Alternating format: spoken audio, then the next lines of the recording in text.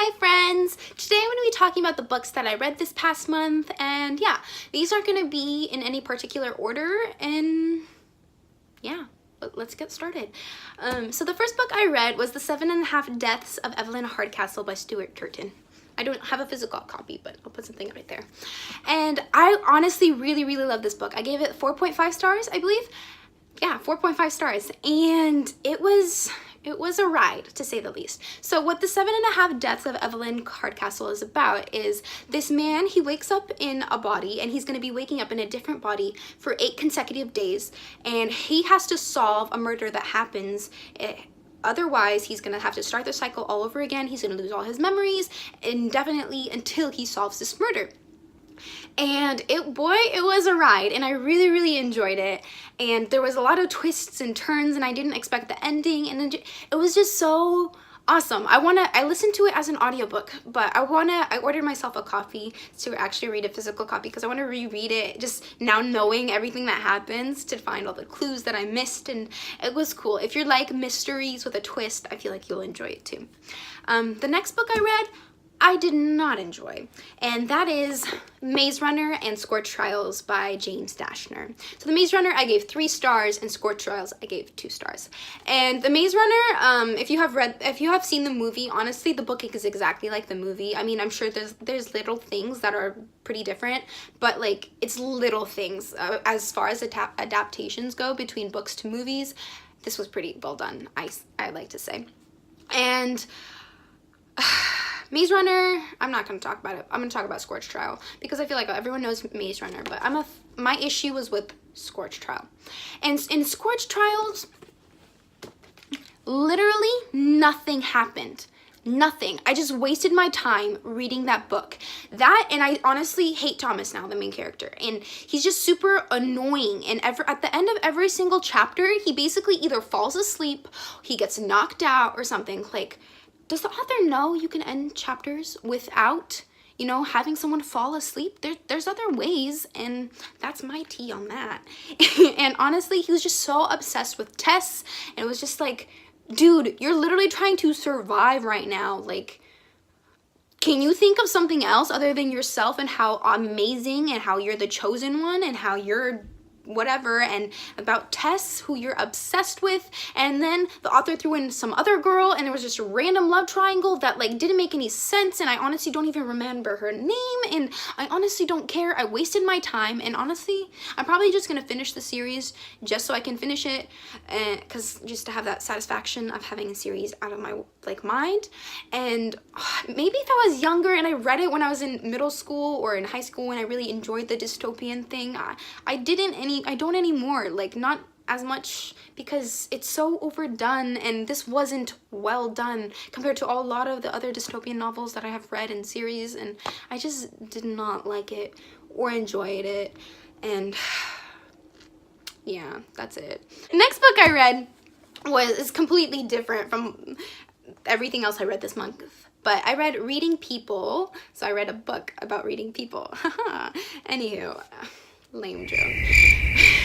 I read Reading People by Anne Bogle, and I gave this like 3.5 stars, and what this book claims is how seeing the world through the lens of personalities changes everything. And that's a big claim. My world has not changed. I do not see personalities very much differently than I did before.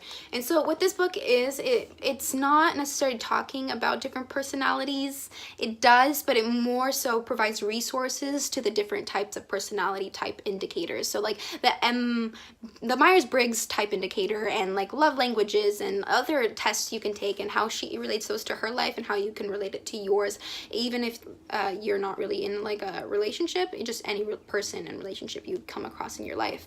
That being said, what was kind of cool is like the chapters on the Myers-Briggs type indicators is me and the author are the exact same type. So we're both INFPs, and so it was kind of cool hearing her reading about her experiences in life and problems she's had because of different personality traits and whatnot, and I was able to relate to those so much because I was like, I've experienced that. And yeah, that's beside the point. But if you want to like learn about the different types of personality tests and how it can apply to your life, I guess this is a good resource for you. But this isn't overly specific. It's just like a general like, it covers like a blanket. It's like a blanket of different types of personalities and whatnot. It doesn't get very specific into the personalities. It's more like understanding the tests. Yeah. Next book I read is another thriller. It is The Passenger by Lisa Letts, and I think I gave this like 3.5 stars, and this was entertaining. It was a good ride. Passenger, ride, get it. I'm full of bad jokes today and every day. So what The Passenger is about is basically this girl, she's on the run. Girl, it's a woman, she's in her late 20s. This woman's on the run basically from something that happened in her past in her teen years, and you don't really find out what that exactly happened until near the end of the book.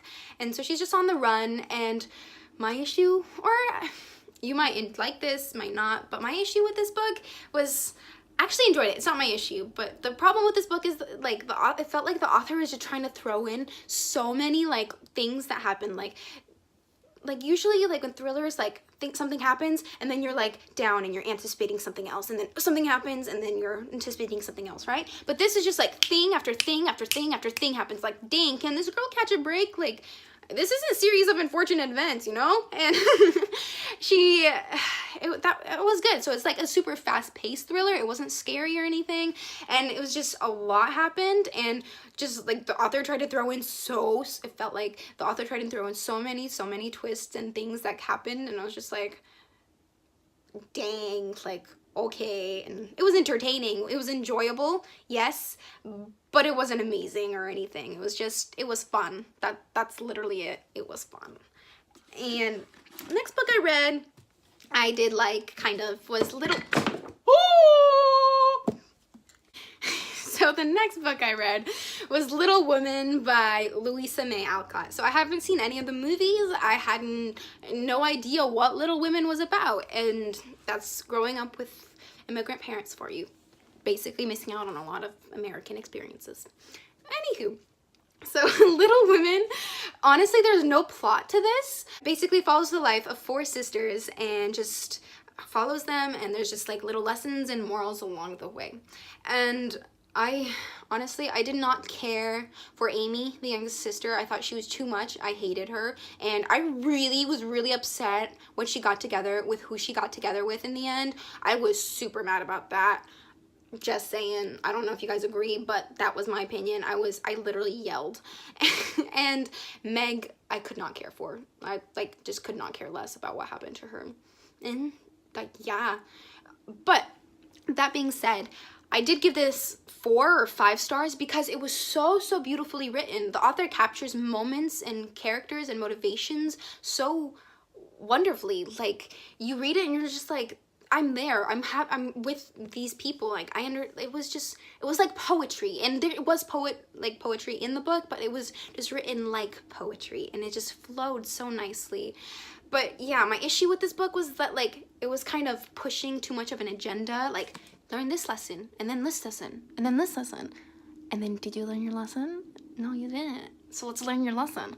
But yeah, and then all of the girls were extremes. Like, one of them was way too kind, one of them was way too outgoing and boyish, and one of them was way too self-conceited, and I didn't like how it was extremes, so I couldn't fully relate to any one character, just like parts of them, and I feel like that's my issue with this book.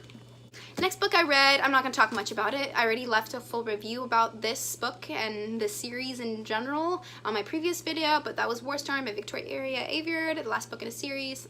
I enjoyed it. Literally nothing else to it. The last 2 books I'm going to talk about that I read this month, I read a lot of books this month, I read 9 books this month, is The Thief by Megan Wayland Turner.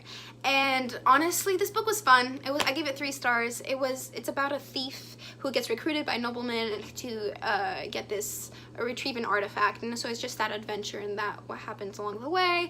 And there wasn't really nothing really happened. Like, it was, you know how usually stories build up and then no. This was like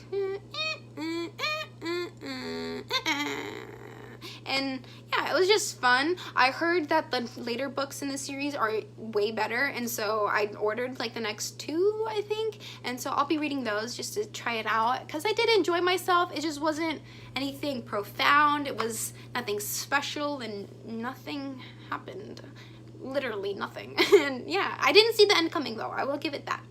And the last book I read this month was my favorite book this month. So I started and ended with two of my new favorite books. So the last book I read was My Grandmother Asked Me to Tell You She's Sorry by Frederick Bachman. And I gave this 5 stars. And what it's about is this girl, she's 7 years old, and it's all in her perspective. So that in it itself is unique. I don't really read much books, and I haven't read any books really that take that are written in the perspective of a 7-year-old child.